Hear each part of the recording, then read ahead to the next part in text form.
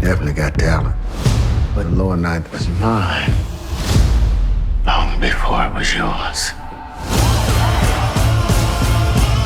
Your movie's release was supposed to start at South by Southwest. Yeah. And then it was supposed to come out in April, and it's kind of been thwarted a few times by COVID.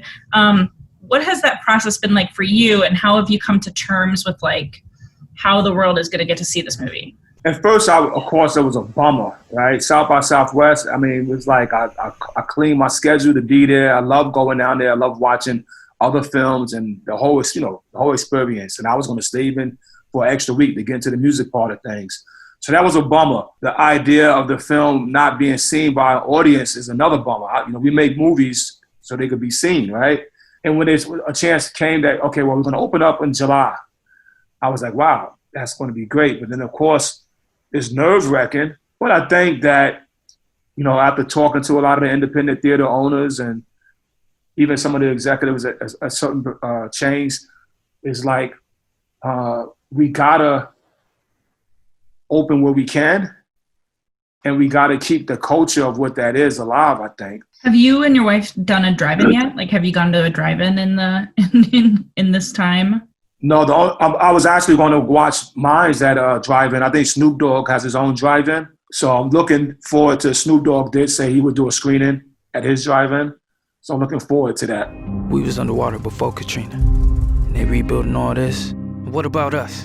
Damn, we all broke, man. FEMA's a goddamn joke. This happened just how they wanted. The movie is so heavily New Orleans. Like, what's your relationship to New Orleans and specifically to the lower ninth ward?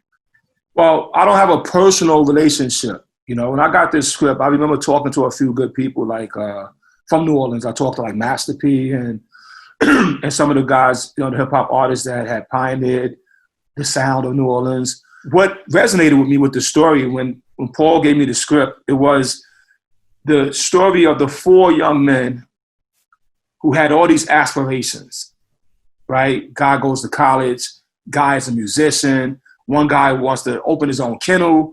It's like, okay, that's pragmatic aspirations. And they feel like they're getting close to these aspirations, and then here comes Hurricane Katrina. So it's tough already being black from the lower ninth or being poor from the lower ninth, right? As our character, Junior, he's not a black guy, he's a young white kid who's going through the same struggle as black kids. Because poverty don't put a face on it. Poverty is poverty, right? And they're trying to get out of it, and then their aspirations turn into desperations. That part of the story, that story to me happened right on Staten Island in my life. There's also an element too of like these sort of underlying theories about like, did the levees break for a reason? Like, are people trying to take over that neighborhood? Like, there's all this underplaying sort of tension there too, which is pretty interesting. Yeah, because in the black community, we have a different way of looking at things. We could definitely, we may hold on to a conspiracy, right? We shot in the lower ninth. We went into some of the homes that was destroyed by Hurricane Katrina and was rebuilt. It's weird how some people start building their homes up high on stilts and stuff. It's like it's very unique. Some people, were telling us what happened. Even some law enforcement people was like, just all these stories. But what I thought was interesting was that our character, played by Ethan Hawke, who plays the councilman, that he also had a history, like he gives us a history lesson. Wait, this ain't the first time that this happened. You black from the lower ninth. You recognize what you up against. Can't run away from it. Ain't no ignoring it. You mentioned shooting in the lower ninth. Like, were you like dialoguing with people in town to be like, is this authentic to your experience? Like, are these characters using words you would use? Do you know what I mean? Like, how did you make it authentically New Orleans? Yeah, so a lot of my extras and a lot of like guys that may pop in on the scene for, just whatever. Like some guys, we have people with the real CTC tattoos. So CTC is actually was considered a gang there. Mm-hmm. Right? The CTC crew or gang or whatever. And they named that place Cutthroat City. We took that part of the script out where we kind of give you the history of why it's called Cutthroat City, because CTC stands for Across the Canal, but the locals called it Cutthroat City. And we had homies from Cutthroat City and people that was part of it, one of our extras, I mean, he had bullet holes all in him because he lived through it. And I was fortunate enough, I think blessed, that my assistant, the director's assistant, came from the lower ninth. He helped us navigate so much in that city and get so much of the dialogue and the things that we needed to tell the story. We had as they were called, we had a great guide in having this director's assistant. So he kind of basically lived with me. I was like, come on, he's every day, take me over to what restaurant would y'all go to? When the water came, like what did people retreat to? And what's the street story? And so, yeah, I had some good local guidance. Get in the car! You ain't got my money, you got to walk the plank. We gotta figure something out fast. There's scenes in the movie that are brutal, but I think one of the most brutal, there's a couple times, is the walk the plank stuff, which is just awful. Like, is that a real thing? Like, is that, where did that come from? That's funny. Well, the writer, he wrote it in there, right? He wrote a scene of these two animals fighting, and, as a director, I was like, what would you call this shit? Excuse my language. And I said, well, this is like walking the plank. So it's fictional in its naming, but the brutality of the character, when the writer wrote it, he had some information that validated that brutal instinct, that brutal act. Did you have any impact on the soundtrack of the movie? Like, how did you want it to sound? Well, no, I didn't. So I didn't do the score. We got Danny Harrison to do the score, which is great, right? I'm a big fan of Danny. Of course, we're a fan of his father, right, through the Beatles. But Danny has been scoring movies and TV shows, and he was available to score the film for us.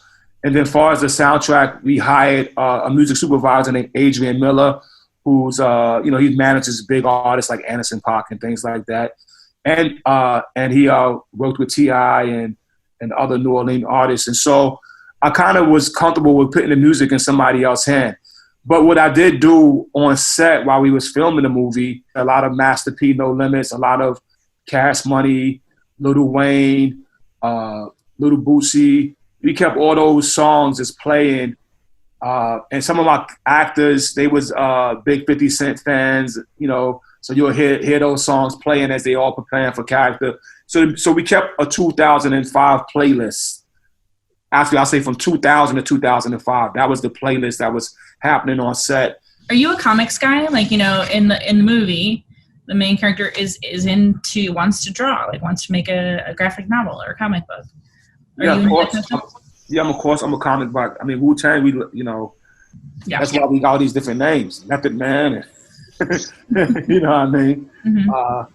It's like we kind of took the superhero persona up to ourselves. Ghostface Killer, his code name was Tony Starks, right? I was a big comic collector as a kid, of course. I definitely stopped collecting when I started my celebrity part of my life. But every now and then I'll find myself in a comic store. When Happy was in a comic, I got that comic. When Reggie Hutland did a new version of Black Panther, maybe like 10 years ago, but I collected all of those.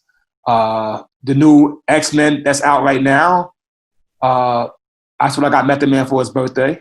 You know what I mean? I know you're a big meditation guy. How have you been using meditation in this sort of like very isolating time? Well, there's many forms of meditation. The first thing I would say to you, Mara, is that for me, meditation is better than medication. You know what I mean? And I would tell people to always seek meditation over medication because your body has the answer to most problems that it's going to come across. Being a guy who read through Buddha, he said something like, one side of your body is there to help the other side of your body. So sometimes if the problem is over here, the answer is over here. So with that in mind, I definitely take time to give myself some daily sitting meditation, whether it's 10, 15 minutes. Walking meditation is my favorite because, I don't know, just the oxygen intake and the way my brain works. If I walk a mile or two, I'm coming back with something great creatively. It's just happening. Anytime I get so-called, I don't really get writer's block because I know the remedy for it.